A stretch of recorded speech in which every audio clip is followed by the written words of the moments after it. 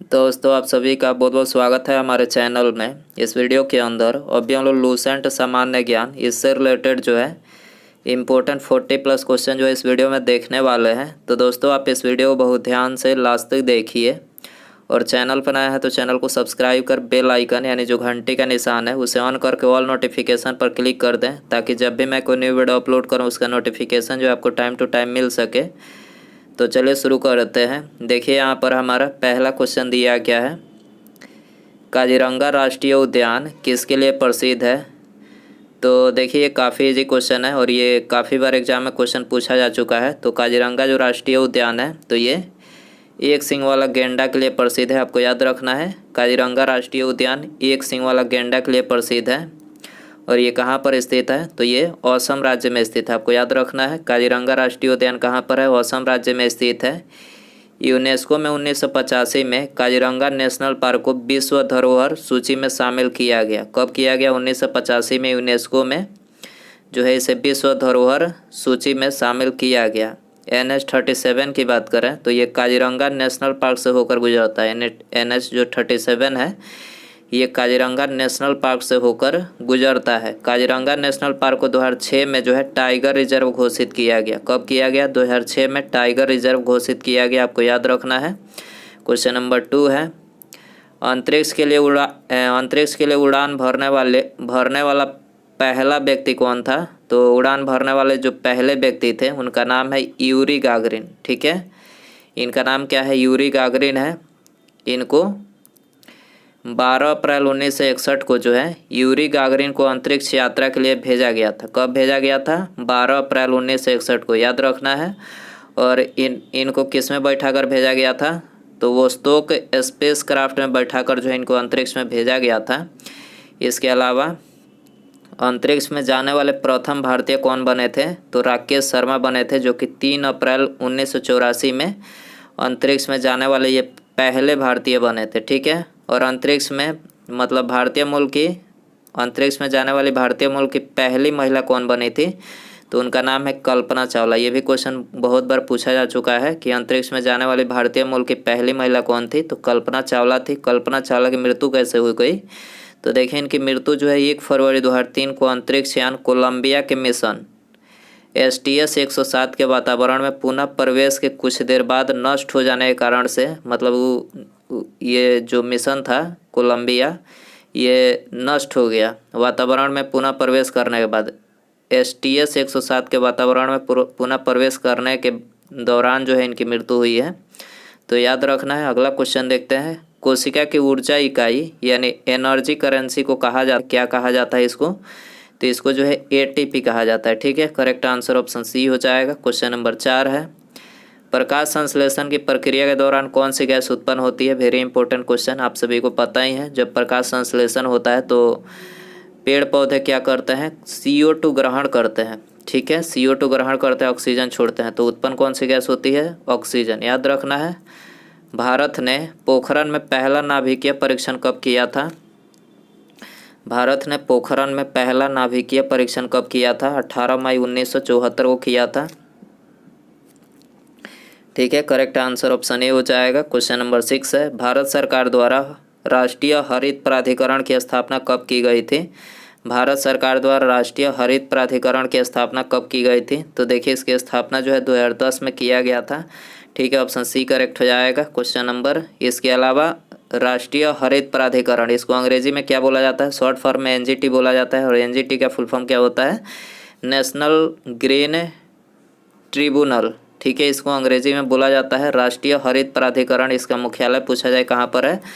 नई दिल्ली में इसका मुख्यालय है। ठीक है, क्वेश्चन नंबर 7 है, जल एवं अघुलनशील पदार्थों के मिश्रण के भारी अघुलनशील घटकों के नीचे बैठ जाना क्या कहलाता है? जल एवं अघुलनशील पदार्थों के मिश्रण के भारी घुलनशील घटकों का नीचे बैठ जाना क्या कहलाता है? तो नीचे बैठ जाना अवसादन कहलाता है। करेक्ट आंसर ऑप्शन A हो जाएगा। क्वेश्चन नंबर 8 है, निम्नलिखित में से कौन सी विश्व के सबसे लंबे वृक्षों की प्रजाति है? विश्व के सबसे लंबे वृक्षों की प्रजाति कौन सी है? तो ये है रेडवुड। ठीक है, करेक्ट आंसर C हो जाएगा। क्वेश्चन नंबर 9 है ESS एक कंप्यूटर आधारित प्रणाली है जो उपयोगकर्ताओं को उद्यमिता संबंधी आंकड़ों को रूपांतरित करने में सक्षम बनाती है। ESS का पूर्ण रूप क्या है? तो देखिए इसका जो पूर्ण रूप है वो है executive sports system. Executive sports system जो है ESS का पूर्ण रूप है, तो ऑप्शन डी यहाँ पर करेक्ट हो जाएगा। क्वेश्चन नंबर 10 है एंटोमोफिली परागन इनमें से किसकी मदद से होता है? तो ये जो होता है कीट की मदद से। ठीक है, करेक्ट आंसर ऑप्शन ए हो जाएगा। क्वेश्चन नंबर 11 है प्रकृति में पाए जाने वाले धातु यौगिक को क्या कहा जाता है? प्रकृति में पाए जाने वाले धातु यौगिक को क्या कहा जाता है? तो देखिए इसको जो है खनिज कहा जाता है। करेक्ट आंसर ऑप्शन ए हो जाएगा। झेलम का युद्ध किसने जीता? झेलम का युद्ध किसने जीता? सिकंदर ने जीता। करेक्ट आंसर ऑप्शन सी हो जाएगा। झेलम की बात करें तो झेलम का युद्ध जो है इसको हाइडेस्पिज युद्ध के नाम से भी जाना जाता है। हाइडेस्पिज, ठीक है, याद रखना है, इस नाम से जाना जाता है। हाइडेस्पिज का युद्ध कब हुआ था? 326 BC में हुआ था। ठीक है, हाइडेस्पिज के युद्ध में सिकंदर ने राजा पोरस को पराजित किया था। सिकंदर के आक्रमण के समय भारत में 28 गणराज्य का जो है उल्लेख मिलता है। ठीक है, जिस टाइम पर सिकंदर आक्रमण किया था उस समय भारत में 28 गणराज्य का उल्लेख मिलता है। सिकंदर जो था ये भारत में 19 माह तक जो है निवास किया था। याद रखना है 19 माह तक।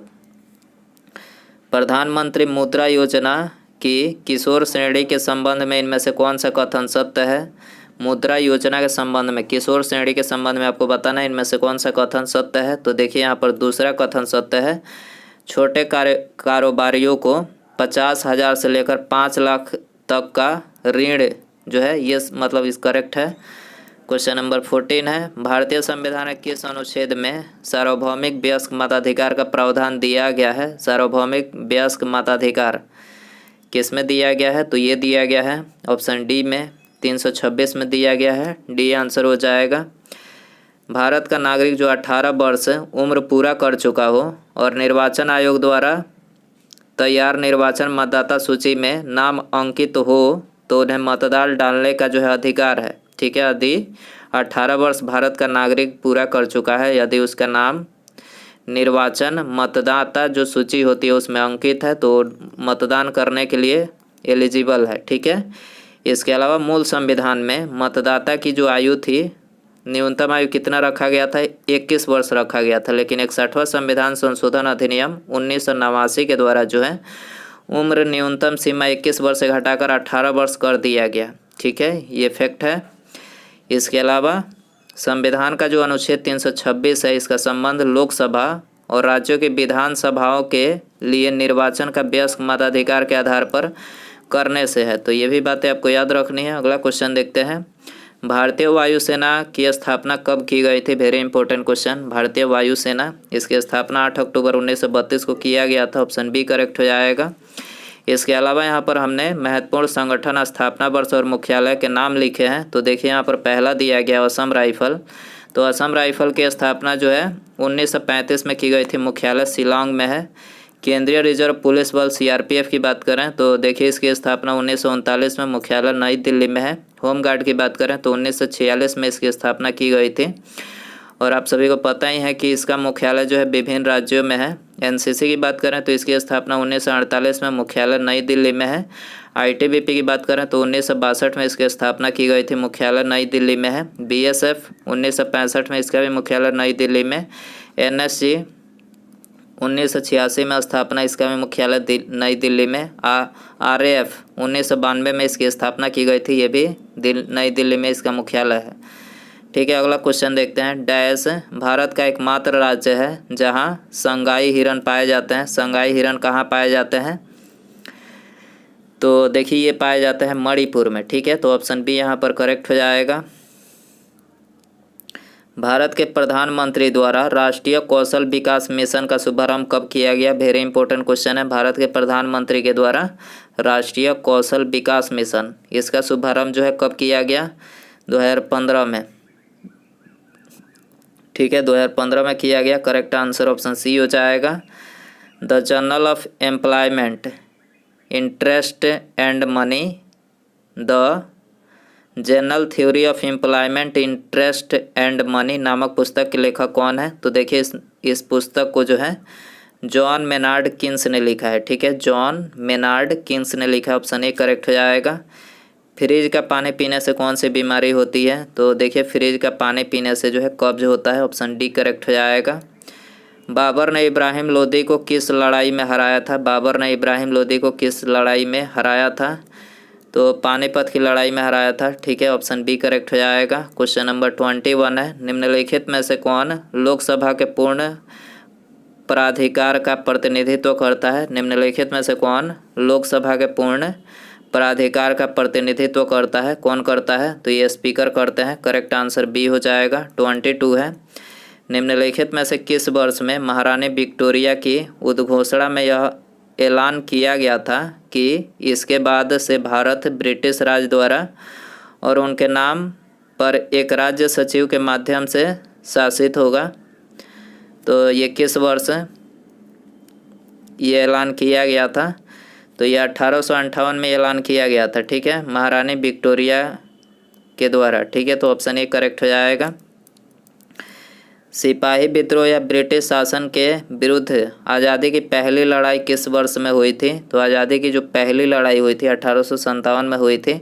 ऑप्शन डी करेक्ट हो जाएगा। क्वेश्चन नंबर 24 है, भूमि पर स्थित विश्व का सबसे ऊंचा जलप्रपात कौन सा है? भूमि पर स्थित विश्व का सबसे ऊंचा जलप्रपात कौन सा है? तो सबसे ऊंचा जो जलप्रपात है एंजल जलप्रपात है। करेक्ट आंसर ये हो जाएगा। 25 है, निम्नलिखित में से कौन सा राष्ट्र द्वितीय विश्व युद्ध में धुरी शक्तियों का हिस्सा था? कौन सा राष्ट्र द्वितीय विश्व युद्ध में धुरी शक्तियों का हिस्सा था? तो ये था जर्मनी। ठीक है, जर्मनी था। ऑप्शन बी करेक्ट हो जाएगा। 26 है, भारतीय संविधान के किस अनुच्छेद में यह उल्लेखित है कि राज्य न्यायपालिका को लोक सेवाओं में कार्यरत कार्यपालिका से पृथक करने हेतु कदम उठाएगा? तो ये कौन से अनुच्छेद में उल्लेखित है? तो देखिए अनुच्छेद 50 में उल्लेखित है कि राज्य न्यायपालिका को लोक सेवाओं में कार्यरत कार्यपालिका से पृथक करने हेतु कदम उठाएगा।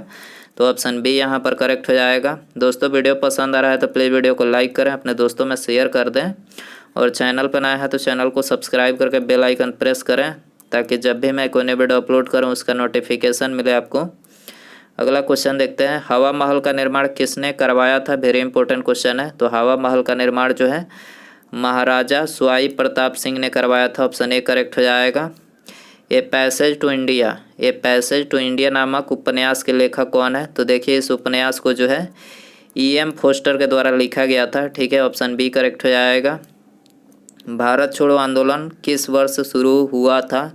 तो देखिए भारत छोड़ो आंदोलन जो है 1942 में शुरू हुआ था। ऑप्शन ए करेक्ट हो जाएगा। क्वेश्चन नंबर 30 है, OECD यानी organisation for economic cooperation and development का मुख्यालय कहाँ स्थित है? तो OECD का जो मुख्यालय है ये पेरिस में स्थित है। ऑप्शन बी करेक्ट हो जाएगा। अमीर खुसरो का जन्म उत्तर प्रदेश में हुआ था। कहाँ पर हुआ था? उत्तर प्रदेश में पटियाली में हुआ था। ठीक है, ऑप्शन डी यहाँ पर करेक्ट हो जाएगा। द इंडियन स्ट्रगल नामक पुस्तक के लेखक कौन है? तो देखिए इस पुस्तक को जो है सुभाष चंद्र बोस के द्वारा लिखा गया है। ऑप्शन डी करेक्ट हो जाएगा। विश्व की सबसे लंबी नदी कौन सी है? तो विश्व की सबसे लंबी नदी आप सभी को पता ही होगा, नील नदी है।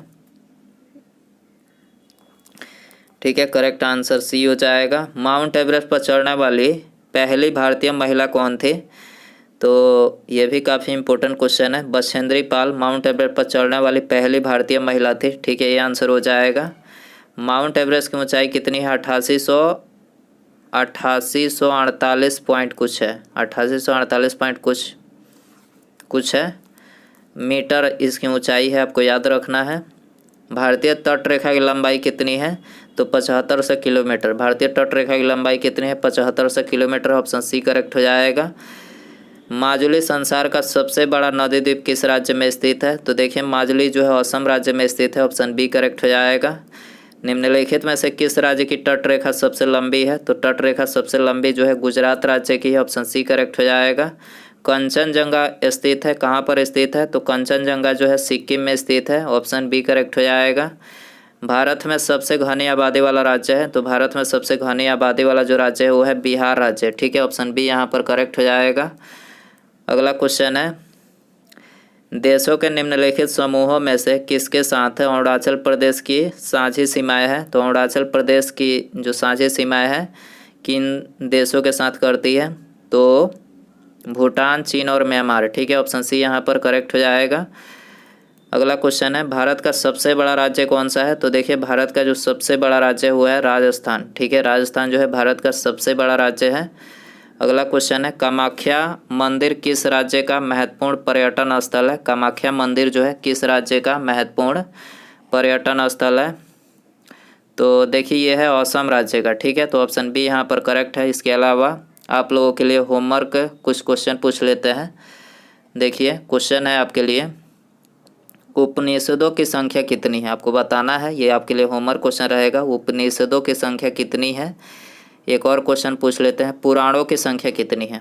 तो इन दोनों क्वेश्चन को यदि आपको इसका आंसर पता हो तो कमेंट में ज़रूर बताएं। उपनिषदों की संख्या और पुराणों की संख्या अभी कितनी है, इन दोनों का आंसर कमेंट बॉक्स में ज़रूर बताएं। और वीडियो पसंद आया तो प्लीज़ वीडियो को लाइक करें, अपने दोस्तों में शेयर करें, और चैनल पर नया है तो चैनल को सब्सक्राइब करके बेल आइकन प्रेस करें। ठीक है, आगे आने वाली वीडियो का नोटिफिकेशन पाने के लिए। ठीक है, तो मिलते हैं अगले वीडियो में। नमस्कार।